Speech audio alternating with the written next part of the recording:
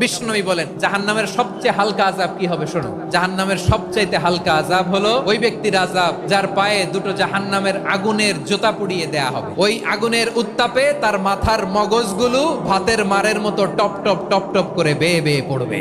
জাহান্নামের অবস্থা এত ভয়ঙ্কর হবে, জাহান্নামের ভেতরে লক্ষ লক্ষ কোটি কোটি কাফির মুশরিককে দেওয়ার পরেও জাহান্নাম বলবে আরো আছে নাকি, আরো দাও, আমার ক্ষুধা নিবারণ হয় নাই। জাহান্নামে তো উত্তপ্ত হবে, জ্বলন্ত হবে, ভয়ঙ্কর হবে। জাহান্নামের এক অংশ আরেক অংশকে খেয়ে ফেলবে। আল্লাহু আকবার। ফেরেশতারাও টালমাটাল হয়ে যাবে। জাহান্নামের রক্ষী ফেরেশতারা কি করবে তারা নিজেরাও বুঝতে পারবে না। কোটি কোটি মুশরিক কাফিরদেরকে জাহান্নামে নিক্ষেপ করার পরেও জাহান্নাম ঠান্ডা হবে না, শান্ত হবে না, বলবে হাল মিন মাজিদ, আরো আছে নাকি, আরো দাও।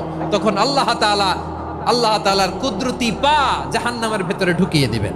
দেওয়ার সাথে সাথে জাহান্নাম থেকে আওয়াজ আসবে, কত কত বিইজ্জাতিকা ওয়া বিকদরিক,